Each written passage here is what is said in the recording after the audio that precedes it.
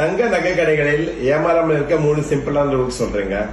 First purity proof பார்த்து வாங்கணும். எப்பவுமே BIS ஓட HUDIS உள்ள நகைகள் மட்டுமே நல்ல வாங்கணும். அதுல முக்கியமா சொல்லியிருக்கேன், அதுல 3 விஷயமும் கண்டிப்பா பார்க்கணும். ஒன்னு BIS லோகோ பார்க்கணும், அடுத்தது நகையோட பியூரிட்டியை செக் பண்ணணும், மூணாவது அந்த 6 digit HUD code BIS care மூலியமா மேட்ச் ஆகான்னு செக் பண்ணி வாங்கணும். இது point number 1. Point number 2, wastage making charge என்ன போட்டிருக்காங்க, அது ரொம்ப அதிக அளவுக்கு இருக்கா இல்ல ஓரளவுக்கு கரெக்டா இருக்கான்றதை நம்ம கண்டிப்பா செக் பண்ணணும். சில பேர் தங்கத்தின் விலை குறைவாக சொல்வாங்க, ஆனா மேக்கிங் சார்ஜ் வேஸ்டேஜ் போட்டு அதிகமா போடுவாங்க. சோ இதை நீங்க கவனமா கேர் பண்ணணும். வெறும் தங்க ரேட் மட்டும் கம்மியா இருந்தா மட்டும் அந்த கடையில நகை சீப்பு நினைச்சிடாதீங்க. ஏன்னா அவங்க வேஸ்டேஜ்ல உங்ககிட்ட பல மடங்கு உங்ககிட்ட கூட வாங்கிடுவாங்க.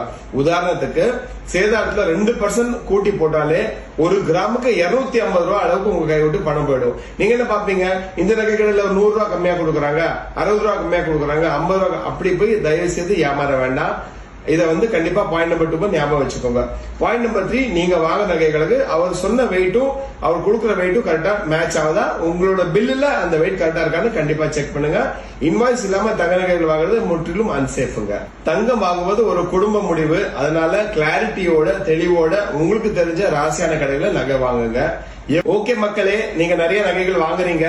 சோ நான் சொன்ன இந்த 3 டிப்ஸ் நீங்க ஃபாலோ பண்றீங்களா?